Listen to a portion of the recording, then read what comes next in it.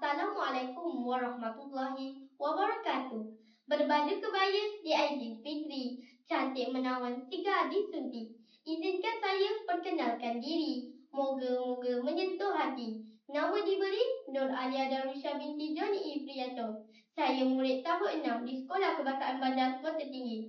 Kod sekolah saya ialah JBA 3001. Pada hari ini, saya akan membicarakan tentang sebuah buku yang bertajuk Gadis Kecil di Pinggir Gaza. Buku ini dikarang oleh Veni Krisma W. Buku ini diterbitkan dalam edisi Bahasa Melayu oleh PTS Litera Sendirian Perhat pada tahun 2011. Buku ini mengandungi 335 halaman. Buku ini menceritakan seorang anak kecil yang bernama Palestine. Nama yang unik, wataknya yang kekal, jiwanya yang kuat. Palestine berusia 11 tahun yang tinggal di negara Palestin, iaitu di kota Gaza. Dia tinggal bersama ibu dan 2 orang saudaranya, manakala ayahnya pula berjuang bersama Hamas. Derita dan perjuangan Palestin sejak bermula Israel menyerang 27 Disember 2008. Yang memusnahkan rumahnya, manakala ibu dan 2 orang saudaranya telah terkorban. Akibatnya, Palestin menjadi sebatang kara yang tinggal di kamp pelarian bersama mangsa lainnya. Tanpa makanan dan ubat-ubatan yang cukup, tidur bergelimpangan tanpa selimut, sejuk menusuk hingga ke tulang. Di kamp pelarian Jabaliyah, Gaza, dia bertemu sama mangsanya, iaitu lebih tua dan seusia dengannya, yang sama juga kehilangan keluarganya. Antaranya Yanaan dan Adibah. Pada suatu hari, Palestin ditembak oleh tentera Israel yang menyebabkan dia koma. Dia terlantar di hospital tanpa keluarganya yang menemaninya. Hanya Yanaan dan Adibah yang merawatnya di rumah sakit. Namun, syukurlah, Palestin terselamat dan sedar dari komanya beberapa hari. Berita tentang Palestin ditembak oleh tentera Israel sampai ke ayahnya, iaitu Yahdid Haidar. Yahdid Haidar menyangka satu ahli keluarganya sudah tiada. Dia terkejut apabila mendengar satu-satunya keluarganya yang masih hidup.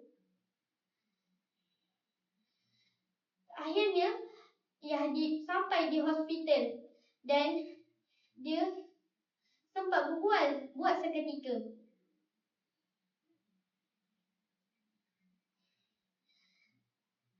Berkat ayahnya sampai, ayahnya Yahdid Haidar mengambil air untuk Palestin dan dia tertangkap oleh tentera Israel, diseksa dengan keras. Tentera Israel memperlakukan anggota pejuang Hamas yang tertangkap dengan tidak manusiawi. Bukan setakat itu, Israel juga membunuh orang awam, wanita dan anak-anak yang terkorban. Pada 30 Mei 2010, ayahnya Yahdid Haidar, iaitu ayah Palestin, meninggal dunia di penjara Maskobiah, Jerusalem. Pada tanggal 31 Mei 2010, Palestin terbujur kaku di kamp pelarian Jabaliyah, Gaza.